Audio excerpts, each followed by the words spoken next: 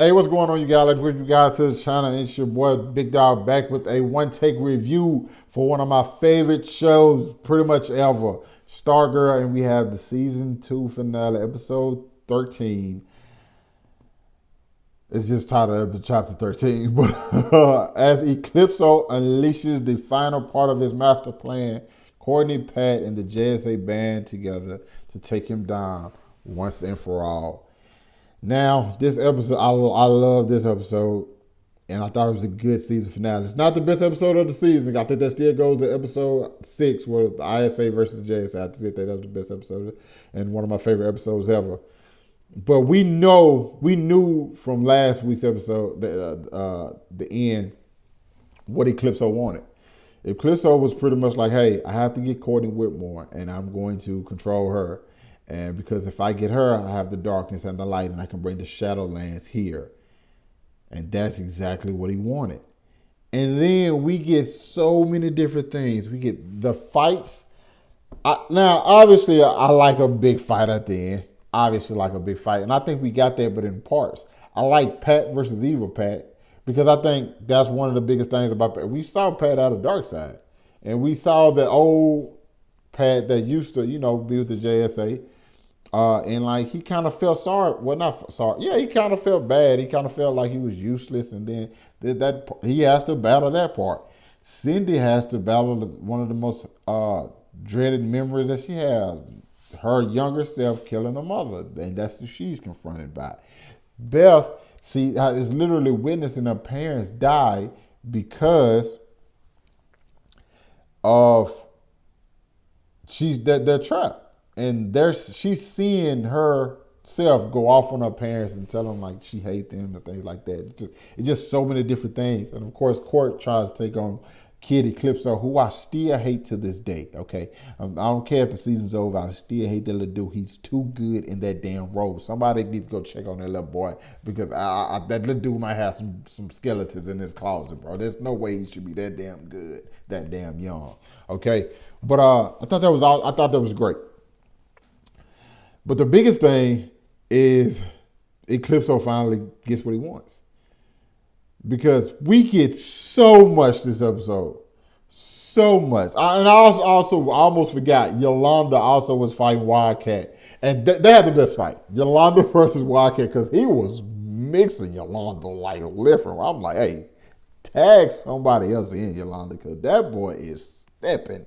No offense, but I see why he was known as a beast back in the day. Wildcat was stepping. And it's about facing your darkness.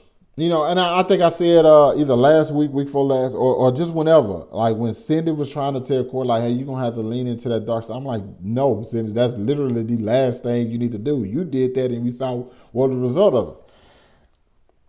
But the biggest thing is, it's just a team coming together when they really need to. Because the JSA is out there fighting Eclipso and losing. Like Eclipso's powerful. Like we know he's powerful. Even with Beth and Dr. Midnight both there telling them, hey, this is fake. You guys get out of there.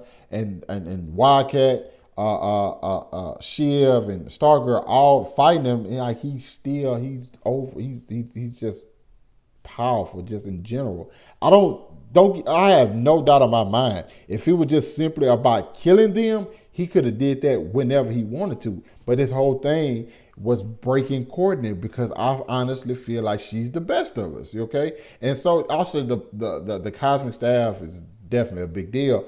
So because I wonder that's one of the biggest things. I'm like, why can't he just kill them? It's like, no, you have to break her.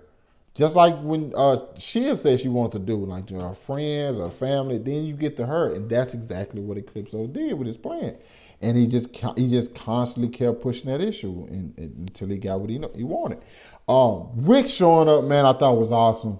Even with because I'm like, is Rick gonna really find out how to, fix this hourglass right now? And he didn't. I was happy, but he still suited up. He's like, where you going? I'm like, I'm going. And how Jakeem and Mike showed up and got active. Like they did their thing. But Eclipso is just freaking powerful. Rick shows up with Grundy. Cool. Eclipso on another level, and we all know Solomon Grundy died on his, like we know Solomon, we know the deal about Solomon Grundy. He's obviously gonna be back. But I respect Rick for even showing up. Like Rick do. Bro, you have no superpower. What you gonna do? And it kind of reminded me of Iron Man and the Avengers. It's like I have an arm, man. I have a Hulk. And he's like, because Eclipse are like, you don't have any super strength. I have somebody who has super strength. It doesn't last an hour. So I enjoyed that. But when Eclipso finally got control of Court, I think he hesitated. I think he was too confident and he just felt like because Court to him is the only person who can control the staff. So it's just like there's nothing else he really needed to do at that point. But when he found out Starman shows up, that's when things get a little bit different because there's somebody else who can control the staff. And Courtney, at her core, is a good person. She had a moment of hatred. And even by the end of this episode, she says, like, everybody has a little bad in them. But just like everybody also has good in them as well. So when she broke out, like, typically I'm like, okay. But that's one of the things I didn't feel like they really didn't do any nuance with it because I was just like, okay, obviously she's going to get he's gonna get control of her, but I thought they were gonna do something more than just like have her just come out of it. That's the only thing. Stargirl to me often like does things different or like kind of unexpected. They don't just typically give you, or even if they give you like the straightforward routine, it's better than a lot of other shows. But this one, I kind of feel like it just was kind of regular, like her getting captured and all the people there to get out. That was one of the ones I'm just okay. I think I wish they did it. I don't know, spiced it up just a little bit because I saw that happening. Then obviously the Eclipso was gone now, which is great. But I think one of the biggest things, that's not it. We have so many like cliffhangers. Whoever they got with this Mr. What do they call him? Mr. Bones? I think that's his name. Mr. Bones is the guy we see at the end. They got to do something about this CGI. They got to do something about this CGI. Okay? I'm sorry. Because they be throwing me off. Grundy, they be throwing me off. You have that. You have Cameron. Now, Cameron, I think, is probably going to be one of the most interesting things because after he put up the mural for his father, his grandparents came out and said, like, it's time for him to tell you who you are. The real history of who you are. And I think they're going to tell him about what happened to his dad. Now, I personally, I think Cameron's a good person at heart. But I wouldn't mind seeing him like kind of reject his family at first. Kind of reject them. Keeps talking to Court. And him and Court build a really good relationship. But then he just constantly is reminded about his dad, and Court kind of like lies to him about a couple of things, just kind of like to protect him. And then she ends up falling in love with him, and he breaks her, and tells her and like he pretty much becomes like that'd be his villain arc, when he breaks her, and that's how it all gets started. He attacks her family, and all that. That's just me, just because I like internal conflict. As well as external conflict. So I think that would be a good one for Stargirl to have season 2, as well as Mr. Bones. I don't necessarily know what they're going to do with him.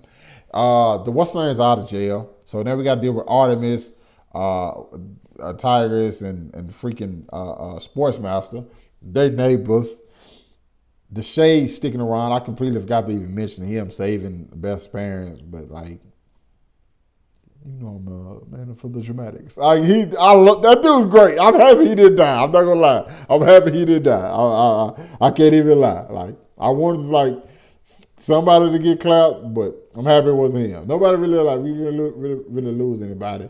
Jakeem and Mike finna go off and do their own little thing. I just like all the little seeds that were planted this season. I think we have one hell of a season 3 ahead of us, and it's called Stargirl, Frenemies. Because there you have, like I said, you have Cameron, You have Artemis and her family. You have Shiv, who literally asked to be a part of the JSA. She asked to be a part of the JSA. I'm thinking to myself, like, you tried to kill them multiple times. No, Shiv. No, we cannot let you be a part of the JSA. I'm sorry. But then again, I'm thinking like, well, then again, you might can. You might should. So I don't know where I stand on that just yet. I'm kind of like in the middle ground, if I'm being honest. Because like they're all done wrong. And like Courtney even said, everybody has some good in them. And I think that's one of the things she's been missing is like good influential people around her. So I don't know. I really want to know what everybody else thinks. Should they allow her to join the JSA? Y'all let me know down in the comments. But yeah, love to see this finale. One of my favorite shows. Go ahead and get season 2 rolling. Season 3 rolling. Let's get it rolling, people. Let's get it rolling. All right. You guys let me know what y'all thought about this episode down in the comments. Hit that like button, subscribe to my channel. Thanks for watching the video. Hope you guys staying safe. I'll catch up with you guys later. Peace.